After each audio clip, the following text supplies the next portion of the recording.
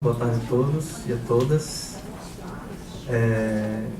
Com muita alegria que essa parceria do Estesia com o IFRN traz ao nosso grupo de pesquisa Estesia a presença do professor Salim Mokadem.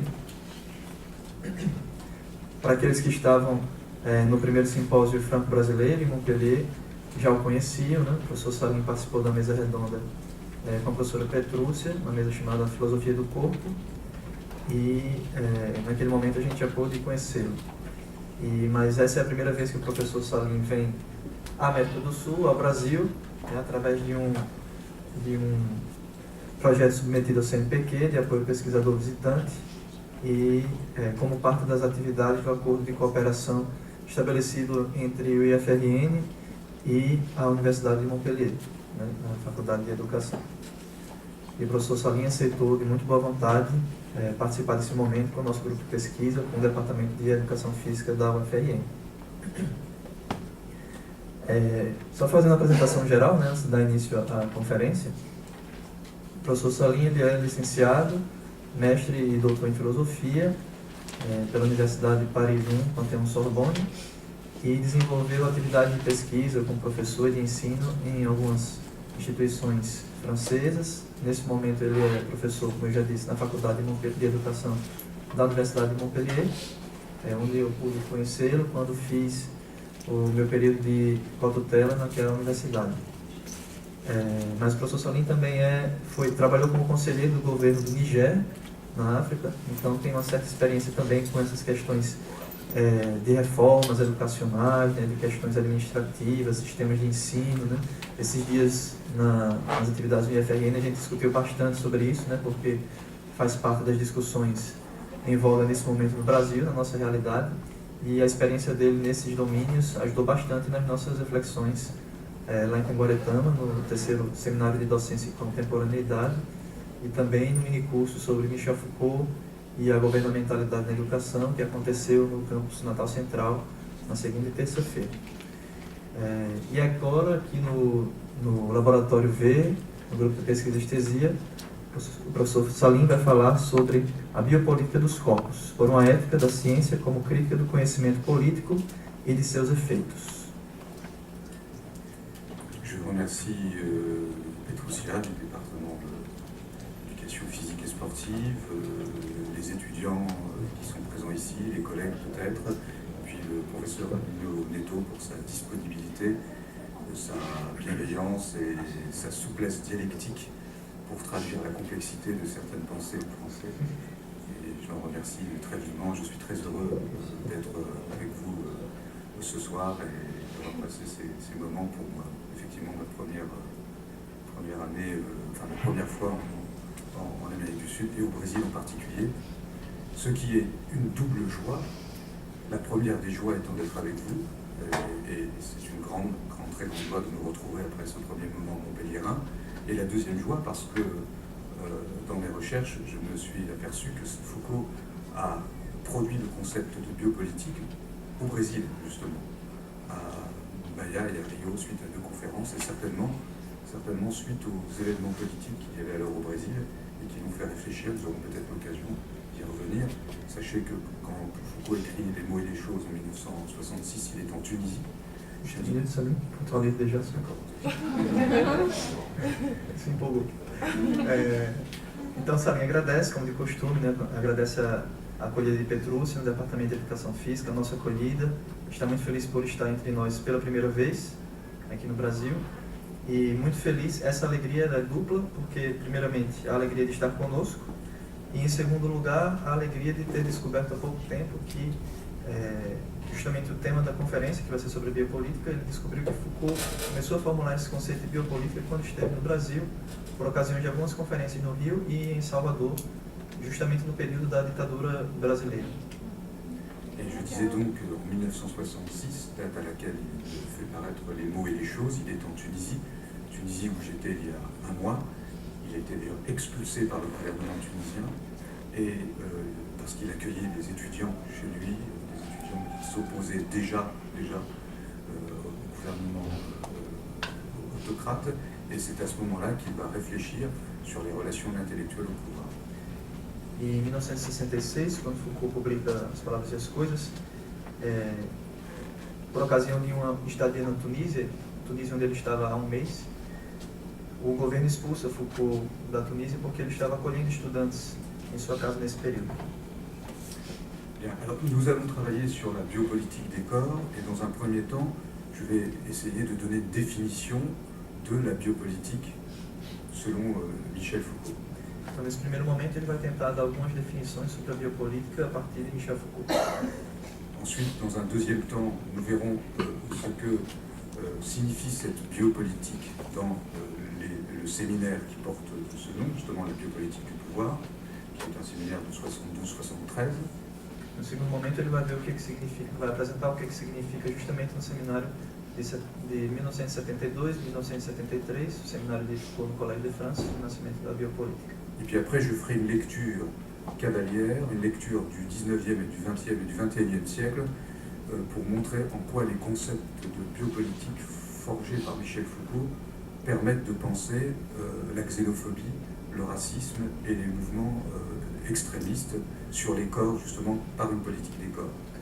E depois ele retorna aos séculos 18, 19 e 20 para mostrar como uma leitura do conceito de biopolítica de Michel Foucault nos permite pensar problemas atuais como o racismo, a xenofobia, a partir de uma política dos corpos. Alors, qu'est-ce que c'est que le corps pour nous aujourd'hui? O que é o corpo para nós hoje? Nous avons une définition dans des sociétés sécularisées, c'est-à-dire les sociétés qui ne s'appuient plus sur une métaphysique de l'au-delà. Nous avons une définition immanente du corps.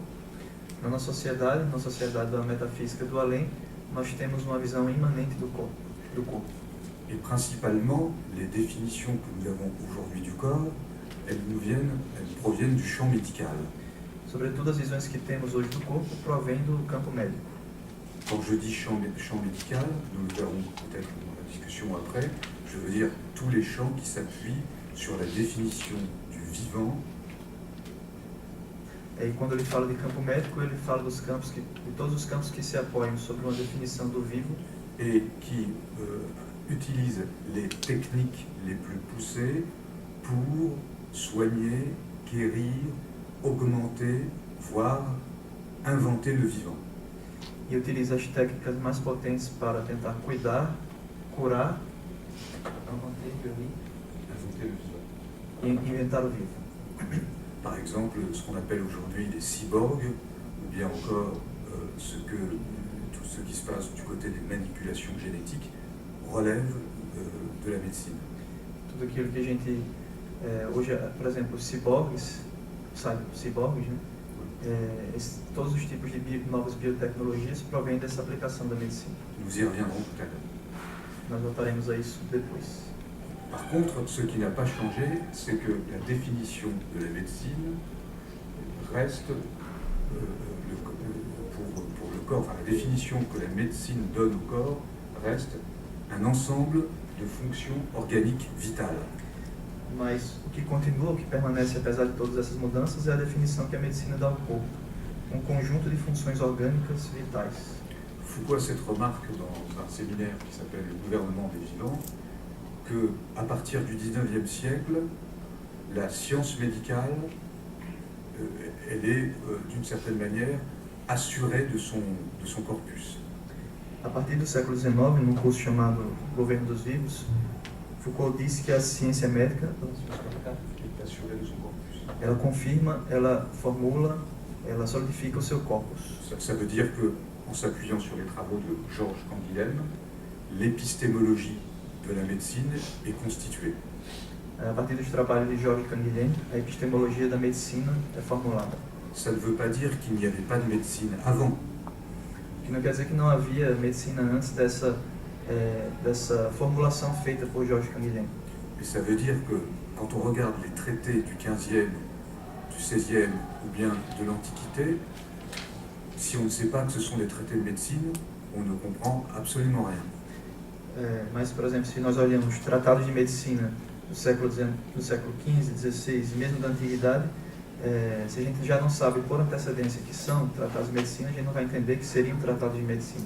Par exemple, hier, nous avons vu que pour un philosophe comme Épictète, une école de philosophie se disait en grec iatréon, iatros c'est le médecin, iatréon, on peut traduire par dispensaire. Uma escola de medicina, em Epíteto, por exemplo, na antiguidade, uma escola filosófica era chamada de dispensário, mostrando a ligação com a medicina. Et à partir du 19e siècle, avec l'apparition de la biologie, eh bien, la médecine prend un tout autre champ. Mas a partir do século XIX, com a aparição da biologia, a medicina toma outras formas. Nous allons le voir tout à l'heure. On va voir que la notion de santé n'est plus, d'une certaine manière, une régulation par le sujet, Nós veremos isso daqui a pouco. Vamos ver que a noção de saúde não é mais uma regulação pelo sujeito.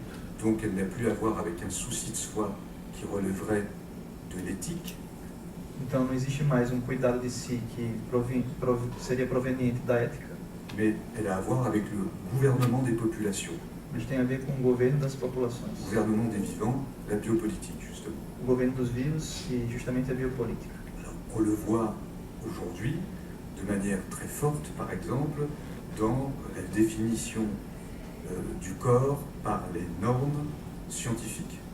Hoje a gente vê com muita força a definição das normas do corpo por normas científicas.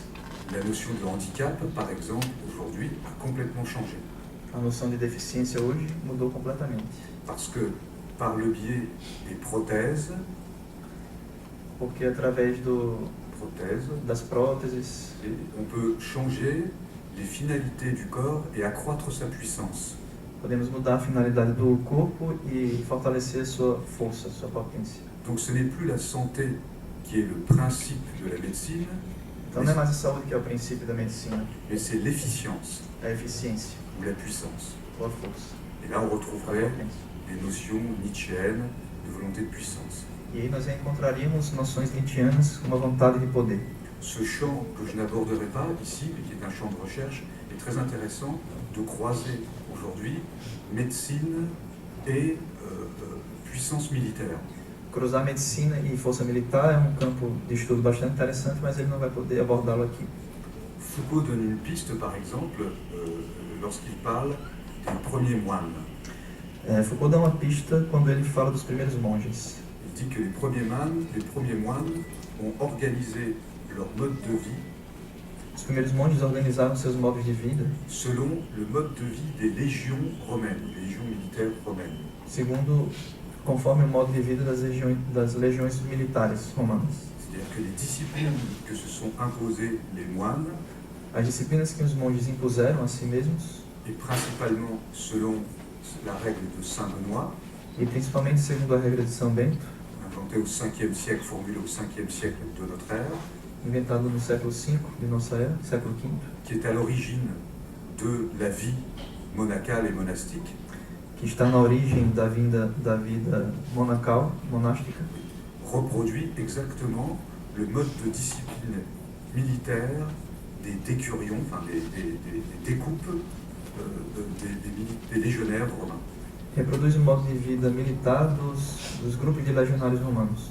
Isolement, Isolamento, exercice physique, exercício físico, jeûne, jejum, ascèse, ascese, lutte contre le sommeil, luta contra o sono. etc. Donc, ce que nous dit la médecine sur le corps aujourd'hui, c'est que, d'une certaine manière, il n'y a plus de corps naturel. O que a medicina nos diz hoje, de um certo modo, é que não existe mais um corpo natural. Et que le corps est un ensemble d'artefacts. E que o corpo é um conjunto de artefatos. D'où le rôle que jouent les technologies médicales. E daí o papel que desempenham as tecnologias médicas. C'est-à-dire qu'aujourd'hui, la médecine est un agencement de techniques Quer dizer que hoje a medicina é um agenciamento de técnicas qui sont aussi diverses que, par exemple, la biologie génétique, que são tão diversas quanto a biologia genética, les thérapies par génome, as terapias de genoma, les manipulations génétiques, dont on connaît par exemple celles concernant les procédés FIVET. as manipulações genéticas, como aquelas filette, c'est fécondation in vitro fertilização in vitro avec transfert d'embryon. com transferência de embrião. C'est-à-dire que par exemple, les Européens ne savent pas, je ne sais pas ce qu'il en est du Brésil, donc je ne vais pas, mais les Européens ne mangent plus de viande naturelle. Os europeus não comem mais a carne natural, Puisque les premiers clonages, par exemple, les premiers clonages d'olives, vous vous souvenez, datent de 1975. uma vez que a primeira clonagem da ovelha a primeira clonagem como a da ovelha Dolly data de 1975. Or, la durée de vie d'un animal est entre 5 et 10 ans. Nous avons plus de 42 ans, donc les animaux que nous mangeons en Europe sont des animaux clonés, génétiquement clonés. Mais on reste sur l'image de l'animal naturel. A ideia de que os animais que se comem hoje na Europa são animais clonados, mas a gente permanece com a ideia do animal natural. Alors, il y aurait une autre piste de recherche aujourd'hui, c'est les modes esthétiques végans et végétariens. Outra pista de pesquisa hoje é uma pista estética, o modo de vida vegetariano, vegano, à mettre en rapport avec ce qu'il y a de naturel aujourd'hui dans les assiettes. Cria uma relação sobre o que existe de natural hoje nas nossas refeições, nos nossos pratos. Je referme je reviens au corps de mon propos. Ele fecha o parênteses e volta ao corpo do propósito dele. Le corps, aujourd'hui, le corps humain n'est plus déterminé, vous savez, par l'image fameuse de Léonard de Vinci de la Renaissance, avec la règle d'or, l'anatomie apollinienne du corps. O corpo hoje não é mais determinado por aquela imagem do homem vitruviano de Leonardo da Vinci, mais c'est plutôt un corps fictionnel, mas é ao invés de um corpo ficcional, qui est un mixte d'informatique, que é um misto de informática, de biologie, biologia et en même temps de performance. e de performance. On a donc un corps, si vous voulez, qui est un corps d'efficience, un corps robotique, un corps fictionnel.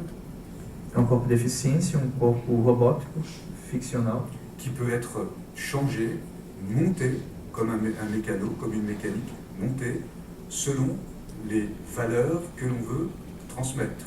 Pode ser transformado e montado segundo os valores que queremos transmitir. C'est pour ça qu'il est très intéressant, je m'adresse à vous en tant que UFR STAPS, de regarder ce qui se fait dans les Jeux olympiques concernant les paraplégiques ou les handicapés, parce qu'il y a des expérimentations très fortes aujourd'hui où les handicapés avec des prothèses courent plus vite que les personnes dites normales en pleine santé. Donc il y a un renversement qui n'est plus de la science-fiction, c'est que la machine mixte de vivant et d'informatique est plus humaine, entre guillemets, que l'humain naturel. Por isso que é interessante se dirigir a vocês, que são profissionais de educação física, citando o exemplo dos Jogos Olímpicos, quando as pessoas com deficiência, com próteses, competem com pessoas sem deficiência e são mais eficientes que elas, né? E aí é como se fossem, entre aspas, mais humanas que elas. C'est-à-dire que la vieille idée prométhéenne de la technique comme allant dans le sens du progrès social et donc d'un développement d'un humanisme, la devise du Brésil, ordre et progrès. É como se a velha ideia prometeica, né, de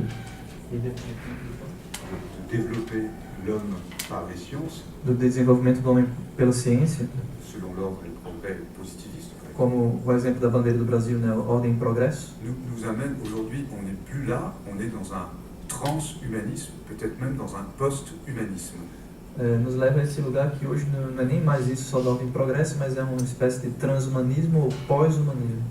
Par exemple, on peut très bien imaginer aujourd'hui que ce n'est plus le bonheur qui soit une définition du corps de plaisir, mais ça peut être tout simplement, par exemple, l'éternelle jeunesse. Então hoje, por exemplo, a gente pode pensar que não é mais Ce n'est plus le bonheur, não é mais a felicidade, c'est-à-dire que determina o prazer, mas uma eterna juventude. voilà, la jeunesse considérée comme valeur du corps, comme vérité du corps. A juventude considerada como uma verdade do corpo. Ou bien encore, comme l'on dit Watson, c'est celui qui avec Crick a découvert la formule hélicoïdale de l'ADN et de l'ARN, dire que la médecine pourra faire maintenant des corps qui soient parfaits. Como disse o Watson, que foi aquele que descobriu a fórmula do DNA e do ADN, a medicina pode produzir corpos perfeitos. C'est-à-dire retrouver les vieilles théories du 19e siècle de l'eugénisme. Ou seja, reencontrar as velhas teorias do século XIX do eugenismo. Eh bien, on peut dire que la biopolitique se définit comme l'exercice de ce pouvoir de vie sur les vivants. Então podemos dizer que a biopolítica se define como um exercício contínuo desse poder de vida sobre os vivos. Et ce pouvoir s'exerce cette fois-ci à l'intérieur même du vivant. E ele se exerce desta vez no interior mesmo, no próprio interior dos vivos. Il joue sur le principe du vivant, le principe du vital, Ele lida com o princípio do vivo, do que é vivo, do que é vital, dans des dispositifs techniquement contraignants. em dispositivos tecnicamente obrigatórios, que provocam obrigação, constrangimento. Et donnons un exemple de biopouvoir, la gestion des populations concernant leur santé. Um exemplo a partir do biopoder, a gestão da população a partir de sua saúde Et concernant leur façon de se nourrir, e em relação à sua maneira de se alimentar, c'est-à-dire la gestion, le contrôle sur la santé publique, quer dizer, a gestão, o controle sobre a saúde pública, sur l'hygiène publique, sobre a higiene pública, est apparu au 19e, enfin plus exactement au 18e, mais c'était au 19e qu'il a trouvé son accomplissement.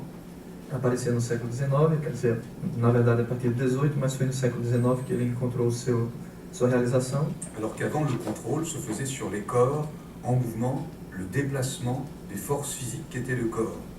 Enquanto que antes se fazia o controle a partir do movimento e do deslocamento dos corpos, de suas forças físicas. Nous allons voir par exemple, dans cet exemple que prend Michel Foucault, dès 1961, dans l'histoire de la folie, à l'âge classique, sur la question de la mise en quarantaine lors de maladies comme la lèpre et la peste. A gente vai ver um exemplo a partir daquilo que Foucault fala na História da Loucura, em 1961, a partir da ideia do internamento das pessoas que sofriam de doenças como a lepra. La lèpre et la peste. E a peste. Alors, et en fait, disons rapidement, dans l'histoire de la folie, ça sera repris dans Surveiller et punir de 1975. Isso vai voltar, vai ser retomado em Vigiar e Punir, em 1975. Foucault remarque que au Moyen-Âge, pour soigner les maladies qu'on appellerait aujourd'hui transmissibles, à l'époque ça ne s'appelait pas comme ça, parce qu'on pensait que c'était des fléaux de Dieu. Então ele fala que para tratar de doenças transmissíveis, embora a gente não usasse esse termo nessa época, Eh bien, on isolait les malades. nós isolávamos os doentes. Et on les mettait dans des institutions qu'on appelait les léproseries. E a gente colocava todos eles em instituições chamadas leprosários, Qui est l'ancêtre en fait de la banlieue. que é L'ancêtre de la banlieue.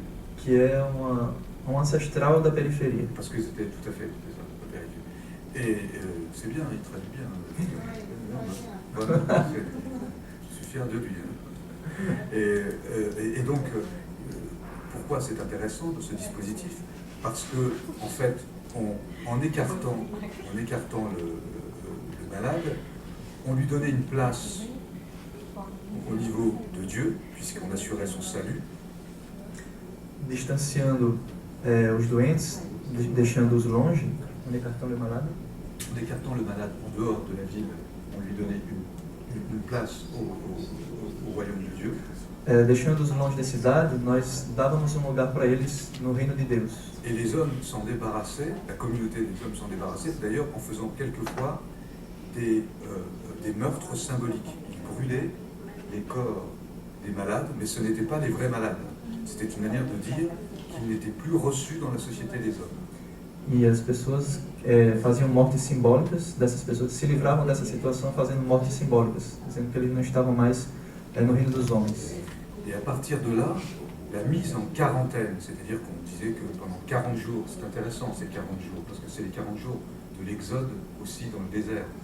E aí, a partir dessa quarentena, que é interessante porque lembra também os 40 anos do êxodo no deserto, Eh bien, pendant cette quarantaine, l'écartèlement, on mettait les malades dans un endroit renfermé, eles eram colocados, os doentes eram colocados num lugar fechado, qui est l'ancêtre de la prison, que é o ancestral da prisão, puisqu'on les confinait et on les interdisait de sortir du cadre dans lequel ils étaient enfermés. uma vez que a gente os impedia de sair desse lugar onde eles estavam fechados. Alors ça, c'est la conception classique du pouvoir, c'est le droit d'exclure ou le droit de tuer. Essa é a concepção clássica do poder, é o direito de excluir e o direito de matar, Que Foucault appelle la souveraineté des disciplines. que Foucault chama da soberania da disciplina. Ça veut dire que le souverain a droit de vie et de mort, mais surtout de mort, il a droit de contrainte.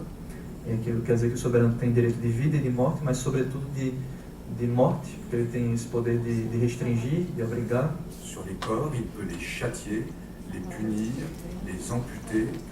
Esse poder sobre o corpo, de castigar, de punir. Et ce dispositif-là,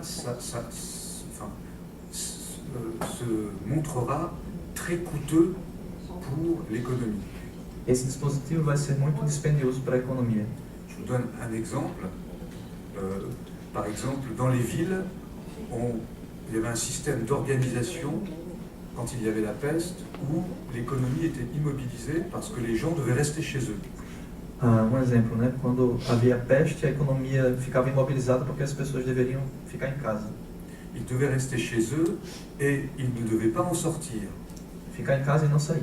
Donc il y avait un système de distribution de la nourriture. Então havia sistema de distribuição da alimentação. Donc on reconnaissait, on peignait les maisons et on distribuait en fonction des gens qui habitaient dans les maisons, et il fallait qu'ils se montrent, c'est déjà la surveillance, ils se montrent aux fenêtres, et chaque habitant de la maison devait avoir sa propre fenêtre.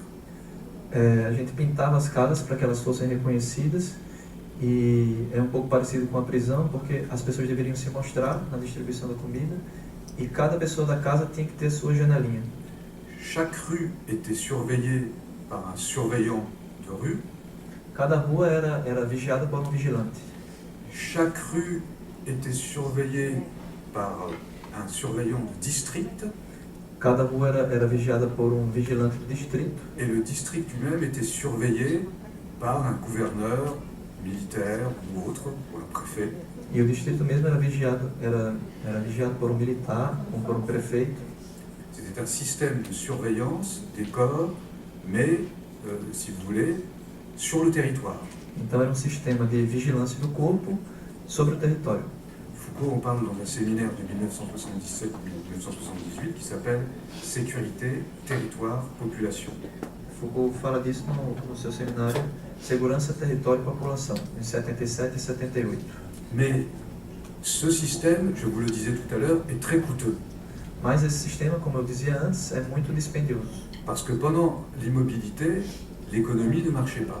Porque enquanto as pessoas ficavam imóveis, trancadas em casas, a economia não funcionava. Donc, la population étant appauvrie, eh bien, le pouvoir s'appauvrissait aussi.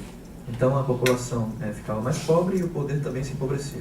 Et à partir de ce moment-là, on commence à s'intéresser à la population comme productrice de richesse.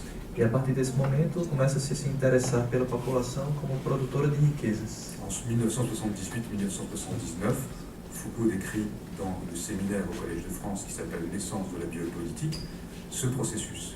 E é justamente no curso Nascimento da Biopolítica, de 78 e 79, que Foucault descreve esse processo. On va commencer par déplacer l'observation policière des individus sur les populations. Nós vamos começar a deslocar a observação policial dos indivíduos para a população. On passe donc d'une société où la vue est importante, le contrôle visuel, le panoptique, pas le temps de développer ici, est important, à une société où on va contrôler les populations en tant que les populations sont source de richesses, et donc en tant qu'elles produisent des richesses et en tant qu'elles échangent des richesses.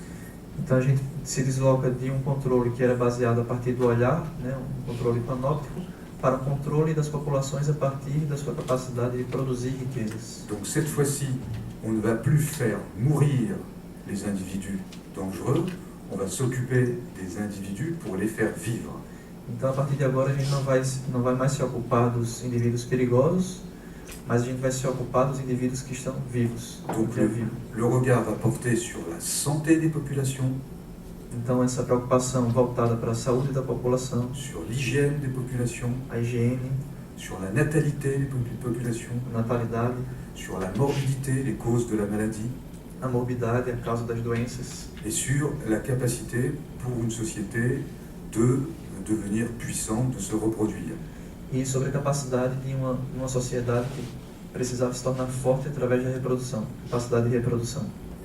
Alors, bien sûr, je vais très vite. Cela s'est fait une fois que le territoire est devenu contrôlé, policièrement, militairement, une fois que les corps sont contrôlés.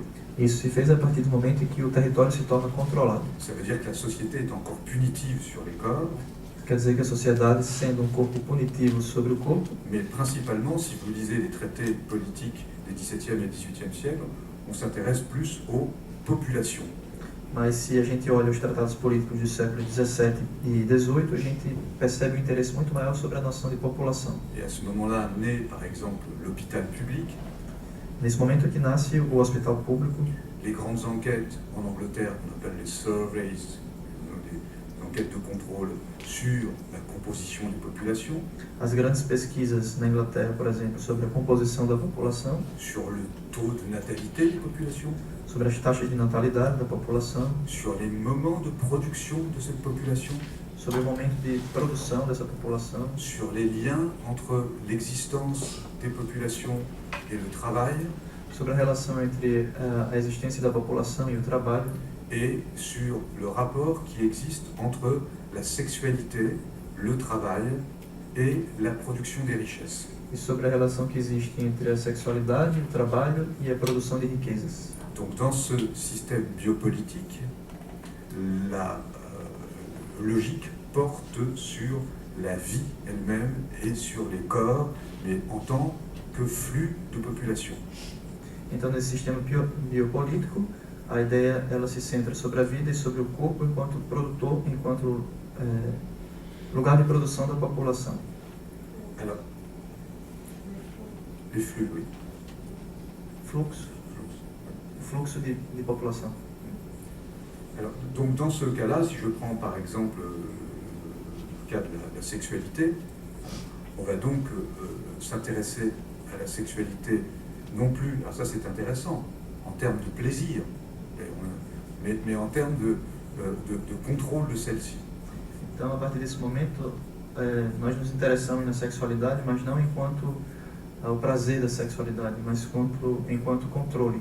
C'est-à-dire que si par exemple on regarde que dans l'histoire de la sexualité, je vais un peu loin, en 1983, Foucault montrera que dans l'Antiquité tardive, jusqu'au Moyen-Âge et même jusqu'à la Renaissance, la question de la sexualité, c'était pas la question du désir ou de la vérité du désir. E aí ele vai um pouco mais longe, né? Se no História da Sexualidade, em 1983, Foucault mostra que na Antiguidade Tardia, a sexualidade não se interessava sobre o desejo, sobre uma verdade do desejo, mais elle s'intéresse plutôt au plaisir. Est-ce qu'il y a trop de plaisir, pas assez de plaisir, comme dans l'épicurisme par exemple? Mas se interessava muito mais sobre os prazeres, né? Será que estou tendo muito prazer, pouco prazer? Como uma pergunta dos epicuristas. Ou dans le monachisme, ça va être la notion de la concupiscence. Ou no monaquismo aparecerá a noção de concupiscência. Est-ce que je prends trop de plaisir et à ce moment-là, est-ce que le plaisir m'empêche d'avoir accès à la pureté du monde divin qui est en moi, la pureté de mon âme? Será que no monaquismo a pergunta era, será que eu estou tendo muito prazer e isso me impede de ter acesso ao mundo divino da minha alma, a pureza? Donc on va chercher un plaisir spirituel plutôt qu'un plaisir de la chair. Então a gente vai procurar nesse momento do monaquismo um prazer espiritual ao invés de um prazer carnal. ce que Foucault aborde dans Les aveux de la chair, mais qui n'est pas encore publié. É isso que Foucault aborda nas Confissões da Carne, mas que ainda não foi publicado. Et donc on voit que cet aspect spirituel, on dirait aujourd'hui, pour que vous compreniez bien, métaphysique, disparaît au profit de ce que j'ai appelé au début de mon intervention un plan d'immanence. Então esse aspecto metafísico, ele desaparece em proveito de plano de imanência. À savoir que on va s'occuper très matériellement de la façon dont les populations gèrent leurs désirs. A saber, a gente vai se ocupar do modo através do qual a população gere o seu desejo. Parce que le vivant est considéré comme une ressource de richesse. Uma vez que o vivo é considerado como uma fonte de riqueza.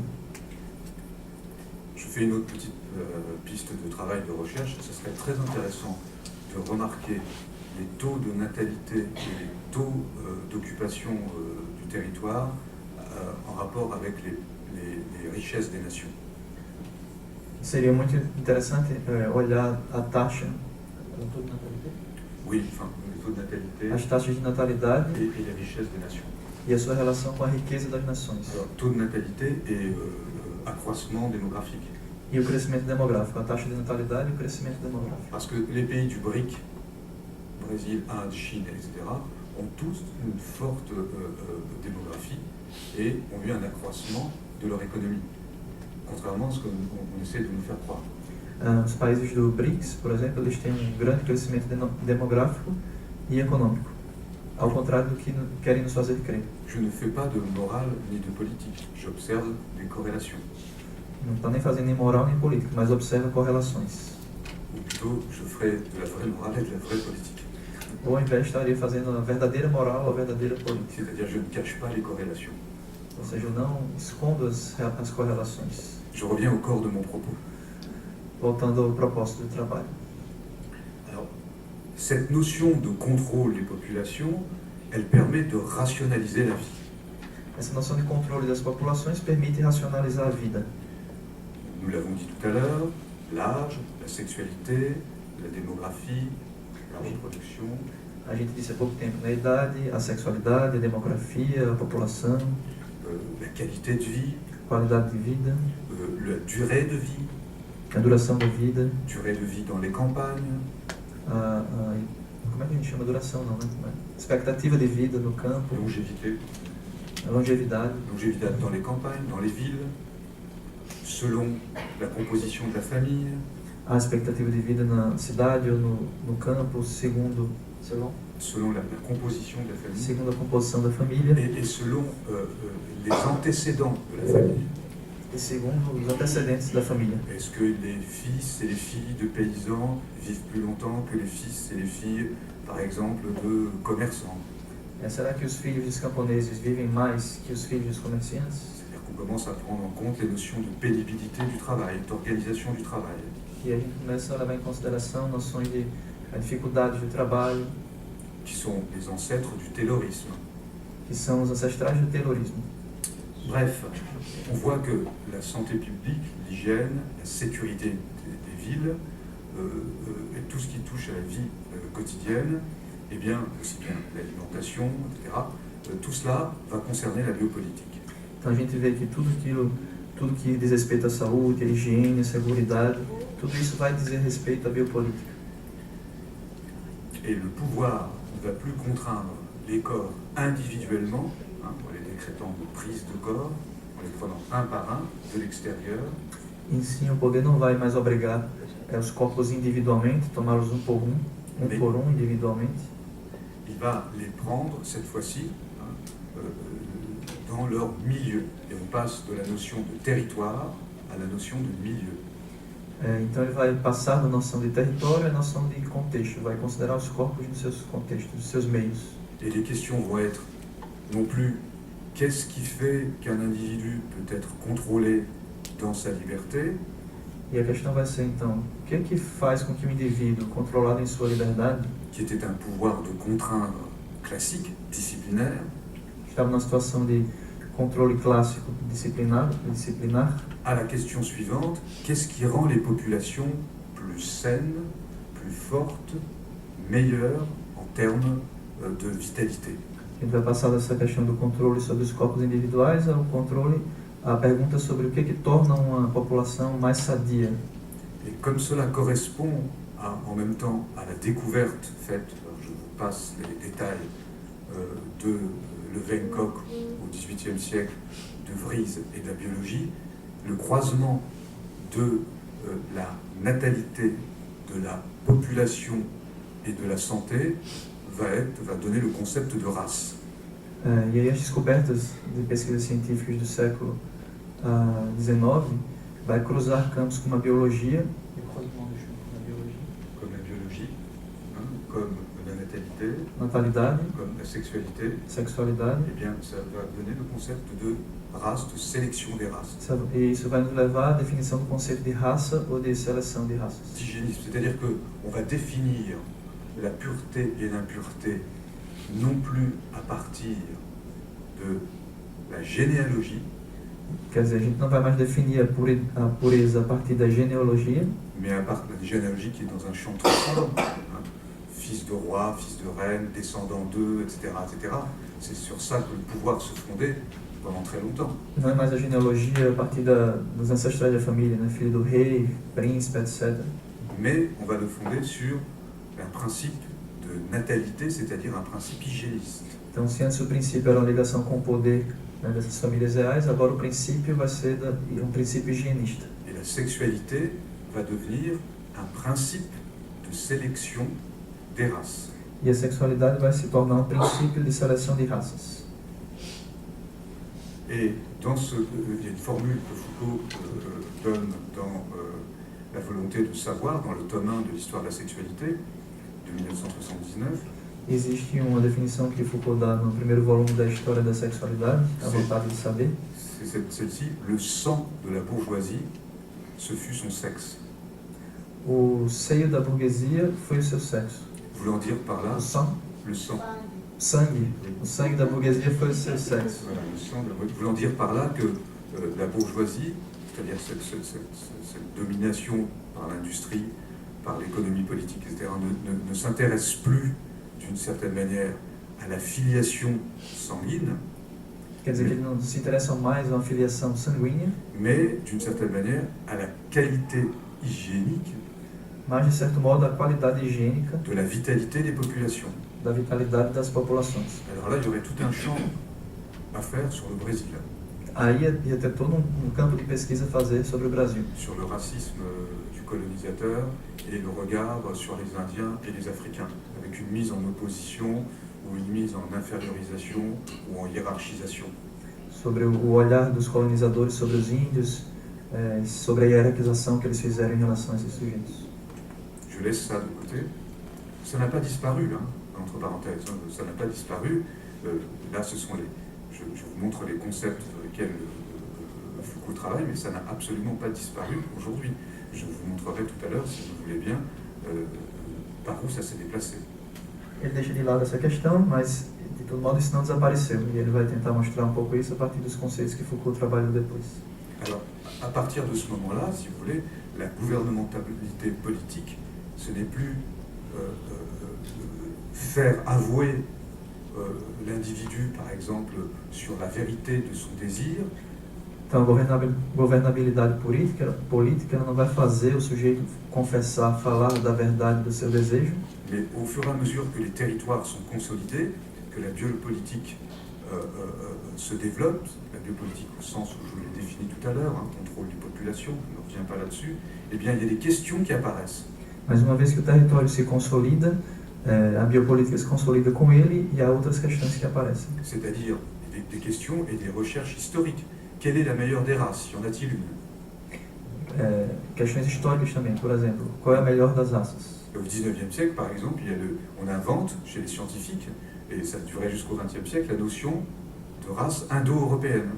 No século XIX, a gente inventa, os cientistas inventam a ideia de raça indo-europeia, Ou de race aryenne chez les nationaux socialistes, ou de raças arianas, nos nacionais socialistas. qui reprend, alors il faudrait travailler, hein, là je n'ai pas le temps de le faire, mais par exemple en Espagne, au moment de la Reconquista, en 1492, Na Espanha, por exemplo, no momento da Reconquista, em 1492, 1492, qui a fait que les Portugais et les Espagnols sont venus aux Amériques parce qu'ils ont repoussé les Arabes, que fez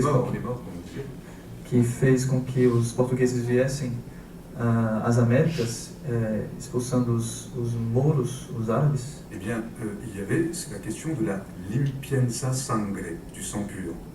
Havia a questão da limpeza do sangue limpo, né? Donc on recherchait la pureté du sang, et donc les juifs, les musulmans, ou ceux qui n'étaient pas catholiques au sens d'Isabelle la catholique, étaient obligés de se cacher. Então era essa busca de sangue limpo fez com que judeus católicos que não eram católicos no sentido da Rainha Isabel não protestantes ainda, os muçulmanos se escondessem. Et donc il y aurait là aussi encore tout un pan de recherche à faire sur les procédures hygiéniques scientifiques et leur archéologie dans la notion de limpieza sangre, de sang pur, instituée par la reconquête catholique. E aí seria uma hipótese de pesquisa, né, de fazer uma arqueologia dessa limpeza do sangue, uma arqueologia que é essa ideia do sangue do século XIX, né, de biopolítica, e fazer uma arqueologia a partir dessa reconquista espanhola, reconquista da Península Ibérica. Donc, en tout cas, en ce qui nous concerne, la naissance de la biopolitique s'accompagne de nouvelles disciplines, la biologie, la phrénologie, la physiognomonie, où il s'agissait de lire dans le vivant des traces de pureté et d'impureté.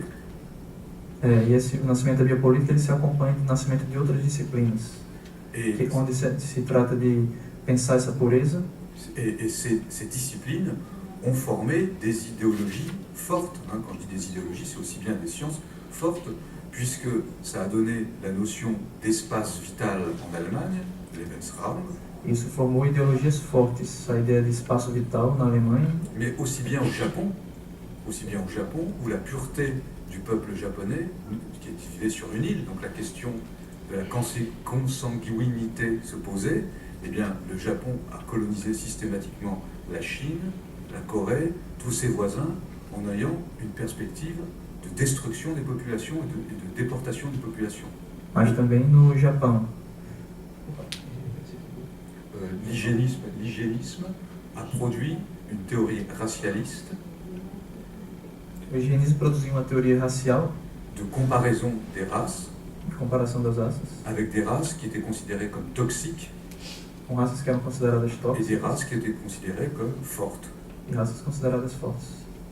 Et alors, le Japon a appliqué cela aussi dans sa médecine jusqu'à aujourd'hui, puisque quand vous allez au Japon, j'avais une petite amie japonaise, c'était assez surprenant, elle me demandait toujours quelle était la première chose que vous demandez à un japonais, si vous avez le nez, il vous demande votre groupe sanguin. Ele tinha uma namorada japonesa e a primeira questão que ela perguntou a ele foi: qual é o seu grupo sanguíneo? On vous demande pas votre signe astrologique. Não perguntou qual era o signo. Mais c'est le groupe sanguin.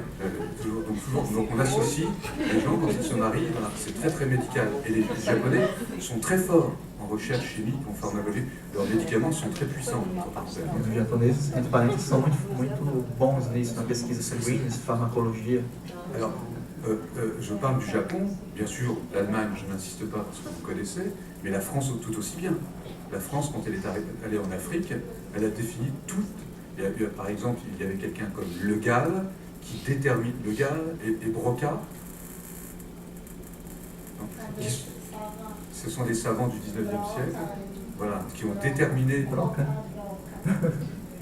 Ces savants, c'est ça, les études du cerveau, la bosse des mathématiques, la circonvolution du langage, et à partir de là, on détermine.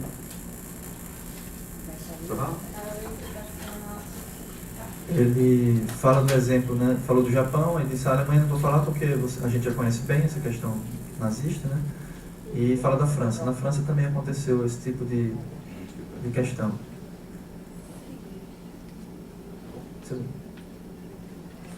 Et donc, oui, alors toute une théorie qui consistait à dire que la forme du nez correspondait à telle propriété morale.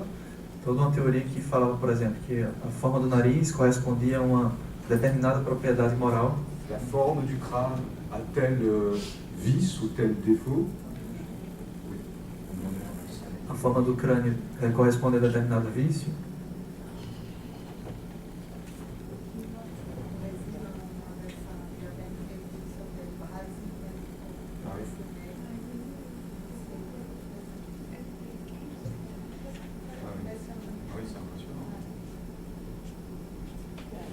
C'est bon. Merci. Petroussian, femme indispensable. Que ferait l'homme sans la femme? Rien. Absolument. Voilà. Moi, je le sais. C'est bien. Je viens d'une femme, je dois tout aux femmes. Même la République, qui est Marianne. Ah ouais. Donc, il y a eu donc un ensemble de savants, de théories, qui ont, c'est peut-être moi qui fais bouger la femme, Non, c'est bon. qui ont développé, si vous voulez, des considérations anatomo-physiologiques. Então, conjunto de estudiosos que desenvolveram considerações anatômico-fisiológicas Qui ont légitimé les colonisations. que legitimaram a colonização. C'est-à-dire que, par exemple, Jules Ferry, encore lui, Por exemplo, Jules Ferry, qui était ministre de l'instruction publique et des colonies en même temps, que era ministro da Instrução Pública, né, e das colônias. oui, mais c'est ce qu'on appelait instruction, parce que éducation et instruction, c'est deux choses différentes. Era como se fosse o Ministério da Educação, mas na época se chamava de Instrução Pública. Eh bien, Ferry disait qu'il allait apporter des lumières en Afrique. Ele dizia que queria levar as luzes à África. Donc, vous voyez, tout ça, dans un peuple obscur, noir, sombre, on va apporter les lumières. E aí vemos povo escuro, negro, a gente vai levar as luzes. Donc, tout le principe des colonisations, c'est toujours fait au nom de l'amélioration de vie des populations. O princípio da colonização sempre foi a ideia de melhorar a vida da população. Alors, par exemple, supostamente. la propagande pendant la guerre d'Algérie, mais aussi bien aux USA pendant la guerre du Vietnam, c'était que les populations, les pays qui intervenaient apportaient la vaccination, apportaient l'hygiène publique. A propaganda, por exemplo, em guerras como a Guerra da Algéria e do Vietnã, era sempre de que os países que estavam em guerra, né, aliás, os que estavam invadindo, estavam trazendo as vacinas, a saúde pública. Oui, c'est une grande farce. É uma grande farsa. C'est à ce moment-là que on passe d'un État, si vous voulez, souverain à un État-nation. É nesse momento que nós passamos de um Estado soberano a um Estado-nação. Et l'État-nation, c'est considérer les populations comme un vivant, comme des vivants. E o Estado-nação considera os grupos como vivos, avec des types humains, com tipos humanos, des morphologies, morfologias, des physiognomonies. Fisiognomonia. Existe isso? Fisionomias. Et c'est à ce moment-là que naissent, on commence ce qu'on appelle aujourd'hui les sciences humaines. E é nesse momento que nasce aquilo que nós chamamos de ciências humanas. Donc vous voyez l'ambiguïté des sciences humaines, l'ambiguïté de la généalogie quand on fait l'archéologie des sciences humaines. E aí vemos a ambiguidade das ciências humanas, né? Essa ambiguidade da genealogia quando fazemos a arqueologia das ciências humanas. Je vous donne un exemple qui m'avait été donné par une professeure de psychologie en Sorbonne. Le bureau de la torture en Algérie s'appelait le bureau de psychologie. Um exemplo que foi dado por um professor dele na Sorbonne, que o bureau de la torture, c'était o lugar onde eles praticavam a tortura era chamado do escritório de psicologia. Oui. Voilà. De même, vous le savez certainement, en ex-URSS, la rééducation psychiatrique, c'était pour soi-disant les déviants, c'est-à-dire tous ceux qui n'étaient pas dans l'idéologie de Staline. A mesma coisa na antiga União Soviética, né? A reeducação psiquiátrica para os chamados desviados eram todos aqueles que não estavam sob as orientações de Stalin. Alors, puisque on est dans une salle de cinéma, je vous recommande de revoir le film de Stanley Kubrick, Docteur Folamour, Strangelove, justement, où il y a des généraux qui parlent de cela, hein, de ces déviances, de ces chimies, des produits qu'on met dans l'eau. Enfin, c'est très intéressant de voir à quel point, justement, ce discours sur la déviance a été repris par les sciences pour, justement, normaliser les individus. Docteur Folamour, Docteur Strangelove. Já que a gente está numa sala de cinema, né, aqui, ele aproveita para citar um filme que a gente pode assistir, que é o Doctor Strangelove, de Kubrick, onde a gente pode ver essa questão da normalização relacionada ao corpo também. Alors, la surveillance des populations entraîne un nouveau type de contrôle sur les populations. A vigilância da população inicia um novo tipo de controle sobre a população. Nous l'avons dit, alors on va contrôler d'une certaine manière les forces vitales. Nós vamos, de algum modo, controlar as forças vitais. Il s'agit de renforcer les populations, par exemple, par les vaccinations. Trata-se, então, de fortalecer a população pela vacinação, mais aussi bien de les stériliser, d'empêcher qu'ils se reproduisent. La stérilisation. Trata-se também de esterilizar.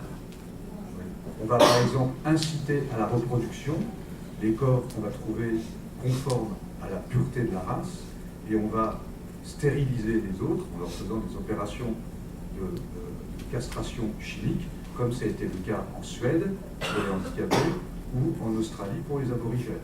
Então a gente vai incentivar a reprodução das raças consideradas puras e praticar, por exemplo, castração daqueles que não deveriam se reproduzir, como na Suécia e como nos aborígenes australianos. C'est ce qui est à l'origine de l'apartheid en Afrique du Sud. Foi o que estava na origem do apartheid na África do Sul. C'est d'ailleurs la séparation des races, c'est ça que veut dire apartheid.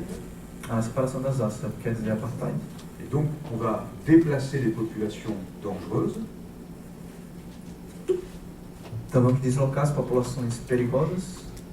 Les ouvriers, les délinquants, dans des espaces particuliers, qui peuvent être la banlieue. Os operários, os delinquentes em espaços particulares, como talvez a periferia.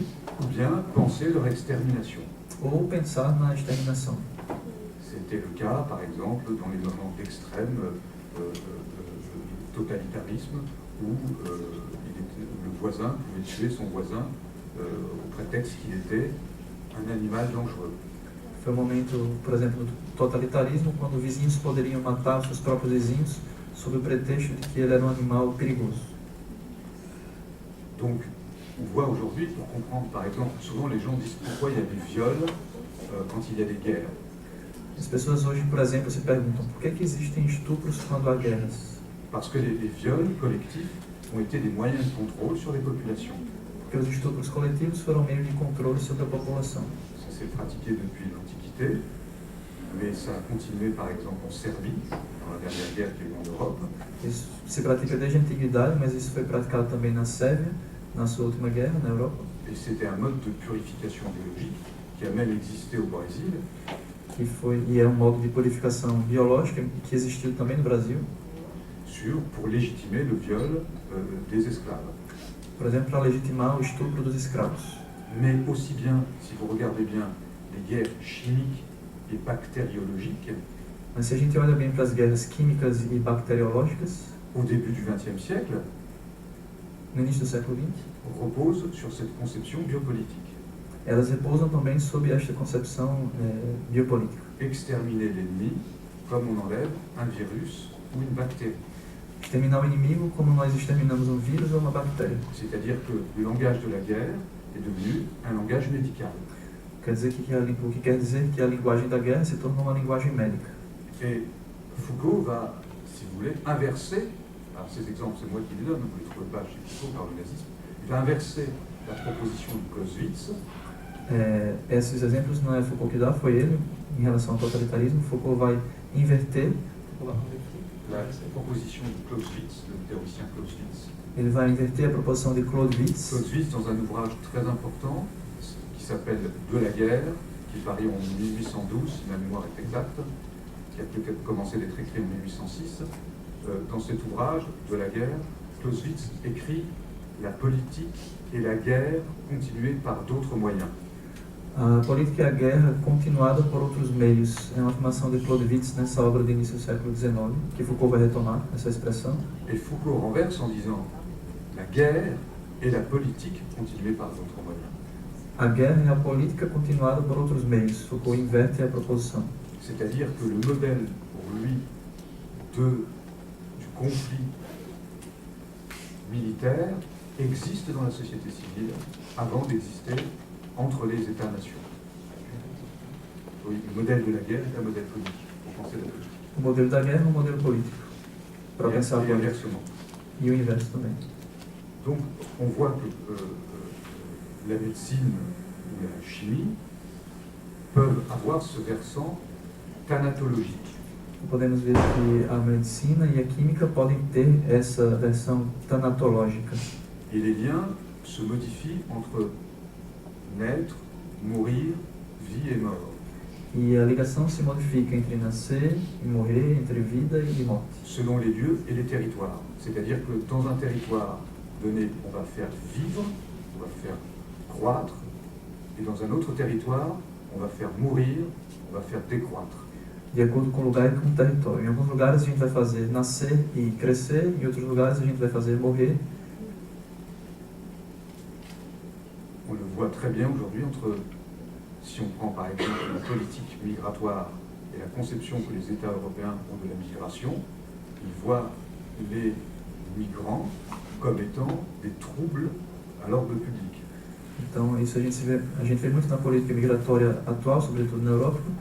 Eles veem os migrantes como problemas públicos, provocam desordem na ordem pública. Oui, un désordre. Alors avant on parlait de désordre des familles, là c'est désordre des États. Il y a une théorie qui est absolument monstrueuse, qui a été véhiculée par des médias, c'est la théorie du grand remplacement. Existe uma teoria que é veiculada pela grande mídia, que é a teoria do Grand remplacement. grand remplacement. C'est-à-dire qu'il y aurait l'idée que les populations du Sud viendraient prendre la place des populations du Nord. É a ideia de que as populações do Sul viriam tomar o lugar da população do Norte. Remplacer é colocar no lugar de. Par l'idée d'une natalité et une fécondité hors du commun. Para a ideia de através de uma ideia de natalidade e fecundidade fora do comum. On trouve cette idée aussi bien aux États-Unis vis-à-vis des peuples latinos. A gente também encontra essa ideia nos Estados Unidos em relação às pessoas latinas, aos povos latinos. Aussi bien en Europe avec les peuples africains. E também na Europa em relação aos africanos. C'est-à-dire qu'on oublie que le sperme n'a pas de couleur ni de géographie. Quer dizer, a gente esquece que o esperma não tem nem cor nem origem geográfica. Et que donc la fécondité n'a rien à voir avec une pureté de race ou une impureté de race, mais avec des conditions sociales et historiques. A fecundidade não tem nada a ver com pureza ou impureza de raça, mas com condições de vie sociale et historique. Condições de vida social e histórica. Donc on s'aperçoit aujourd'hui, c'est ce que je dis, je fais tout ce détour, eh bien que la question de l'hygiénisme, la question du transhumanisme, la question biopolitique, elle revient dans un discours nationaliste qui utilise les concepts du XIXe siècle. Então essas discussões atuais sobre racismo, transhumanismo, elas retornam a discursos que eram utilizados na biopolítica do século XIX. C'est-à-dire que la globalisation, il y a des adeptes de la globalisation, mais antimondialistes. Então quer dizer que existem adeptos da globalização, mas que são antimundialistas. Les choses, les richesses peuvent circuler, mais pas les populations. Então quer dizer que as riquezas podem circular, mas não as populações. On voit où s'articule ce modèle. C'est un modèle guerrier. E aí vemos bem onde se articula esse modelo, é um modelo guerreiro, é um modelo de guerra. Qui oppose les populations entre elles en fonction de leur provenance géographique et des territoires. Que opõe as populações entre elas de acordo com sua origem geográfica e territorial. Alors, je fais référence à ce que je vous disais tout à l'heure sur la mise en quarantaine du lépreux. Je reprends donc la mise en quarantaine du lépreux du début de l'exposé. Ele vai retomar, então, a ideia de colocar o leproso em quarentena, a ideia que ele comentou no início da conferência. Ces malades ou ces maudits étaient exclus, bannis dans leur corps et dans l'espace du territoire au nom d'une science, du soin, du salut, de la peine et du péché. Esse doente ele foi banido do espaço territorial, né, em nome de uma ciência, au nom de la science, Au nom de la science et du pouvoir souverain. e do poder soberano. Voilà, pas la peine de traduire tout ça. Et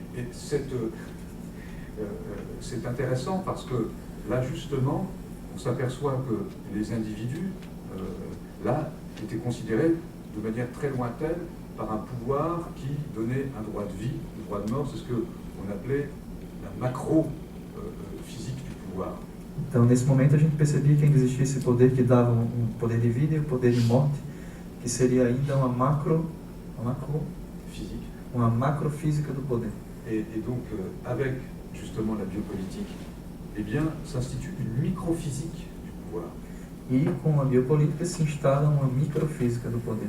Et c'est au Brésil, en 1974 et en 1976, lors de ces deux interventions au Brésil, que Foucault va découvrir et affiner ses analyses sur le biopouvoir.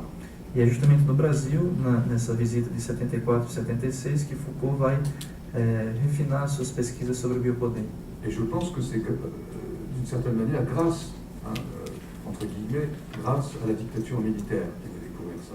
E ele pensa que talvez entre aspas, quer dizer, foi graças à ditadura, entre aspas, né, que ele conseguiu chegar a determinadas conclusões sobre essa biopolítica. Parce qu'il va s'intéresser à tout ce qui échappe au macro-pouvoir.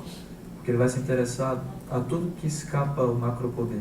Et l'homosexualité de Foucault, là j'avance une hypothèse, l'homosexualité de Foucault va lui servir phénoménologiquement à produire une catégorisation du réel qu'un autre que lui n'aurait pas pu faire. E ele lançou a hipótese de que a homossexualidade de Foucault vai servir fenomenologicamente a levantar essas hipóteses que de outro modo ele não poderia fazer. Parce qu'il va s'intéresser d'une certaine manière à tout ce qui est informel, la contrebande, la délinquance, l'économie informelle, les relations sexuelles dangereuses, etc. Porque ele se interessou a partir daí em tudo que era marginal, né? A bandidagem, as vidas marginais, a delinquência, a economia informal. Donc il va s'intéresser principalement à la façon dont les individus peuvent passer entre les mailles du filet. Ele vai se interessar às maneiras pelas quais os indivíduos podem passar por Entre les mailles du filet, c'est-à-dire comment ils peuvent éviter le regard du pouvoir. as maneiras como ele pode evitar o olhar do poder. Voilà. C'est-à-dire que de même que le pouvoir tend à développer une intelligence appliquée sur le vivant, Do mesmo modo que o poder desenvolve uma inteligência que pode ser aplicada sobre o vivo, eh bien, les peuples aussi résistent, ils résistent individuellement, singulièrement, minoritairement, en trouvant les failles du pouvoir. as pessoas também resistem individualmente, singularmente, enfrentando as falhas do poder. Car tout pouvoir a son ombre. Porque todo poder tem a sua sombra. Et en l'occurrence, le grand, je fais maintenant, ça sera une avancée vers ma conclusion. Qu'est-ce que nous apprend le concept biopolitique de Michel Foucault sur la société d'aujourd'hui? E agora ele avança para a conclusão se perguntando o que o conceito de biopolítica de Michel Foucault nos ensina para pensar a sociedade hoje. Eh bien, contrairement à ce qu'on pourrait croire, Contrariamente ao que nós poderíamos crer, les corps sont enserrés aujourd'hui dans des systèmes de micro-pouvoir beaucoup plus intenses qu'il y a à peu près un siècle. os corpos estão fechados hoje, encarcerados hoje em sistemas muito mais fortes do que há mais ou menos um século. Moi qui suis un grand vivant, Eu que sou um grande vivo, je peux vous assurer que je suis très malheureux. sou muito infeliz, posso afirmar isso. Parce que Estou, Parce que, juste si on peut faire les choses, parce que, si, Pétroussiane, mais ne me demande pas ce que tu peux faire pour moi, ça risquerait d'être dangereux pour toi. C'est que justement, aujourd'hui, les corps sont contrôlés jusque et y compris dans les excès du corps. Os corpos são controlados até o que é excesso do corpo. Ils sont dans ce que j'appelle avec mon ami Kluska, pris dans l'économie prostitutionnelle. É aquilo que ele chama com um amigo dele, Économie prostitutionnelle.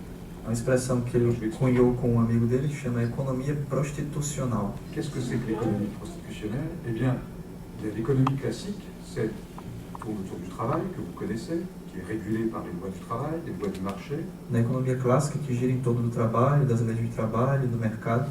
On peut dire l'économie, si on veut faire une catégorie, l'économie du jour. Uma economia do dia. Et puis il y a une économie nocturne, celle de la drogue, celle des boîtes de nuit, celle de l'excès, de la dépense, etc. C'est ça que j'appelle l'économie prostitutionnelle. Então existe essa economia do dia e existe essa economia da noite, que é a da droga, da economia paralela, das boates, discotecas. É isso que ele chama de economia da noite, que ele chama de economia prostitucional. Pourquoi économie prostitutionnelle?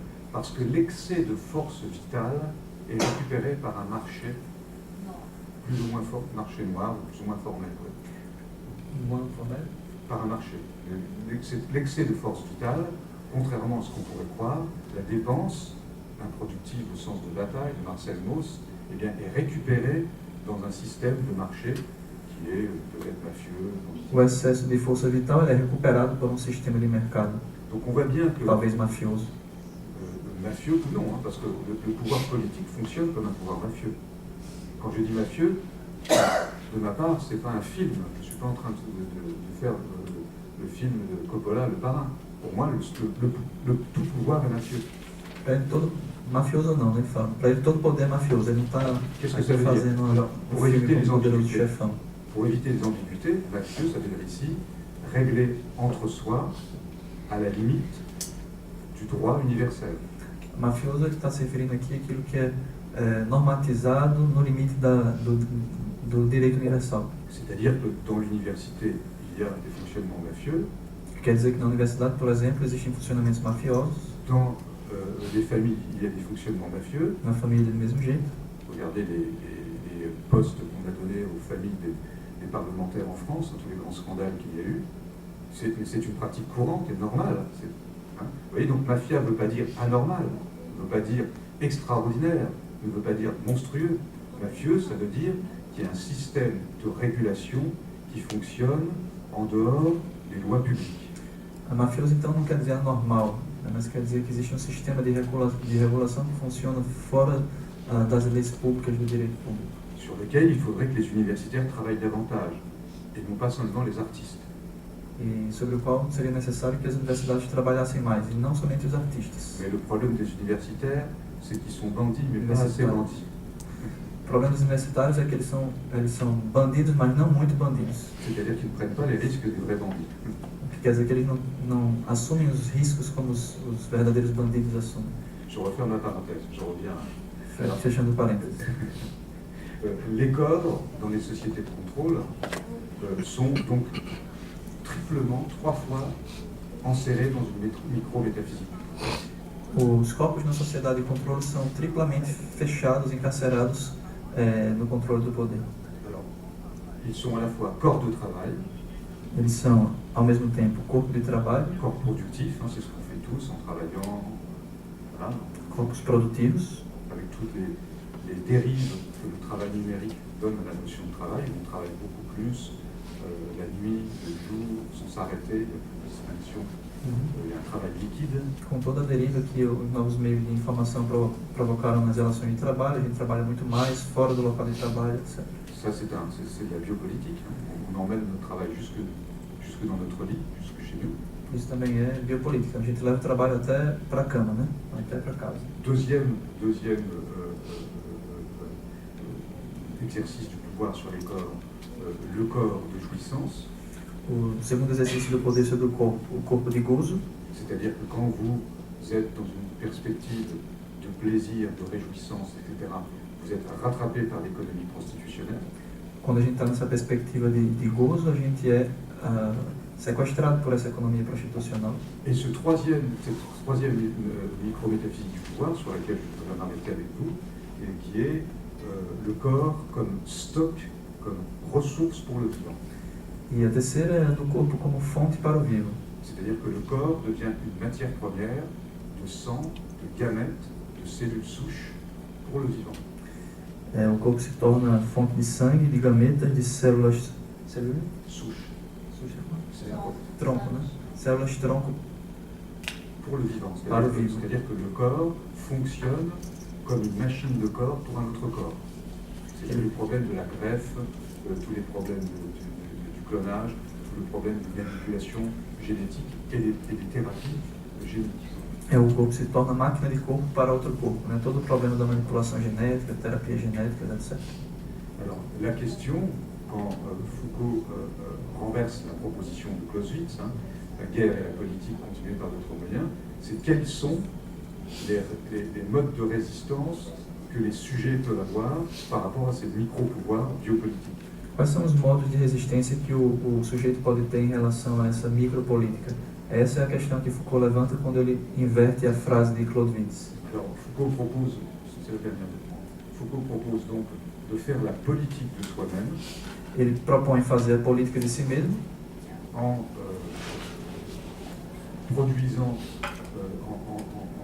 produisant sur soi une autre façon d'être soi. Produzindo sobre si uma outra maneira de ser si. Et puis, pour l'intellectuel, puisque l'intellectuel est spécifique, il s'agit de se déplacer à chaque fois, théoriquement, pour poser les relations du pouvoir, non pas en termes de science politique, mais en termes de vérité et de savoir.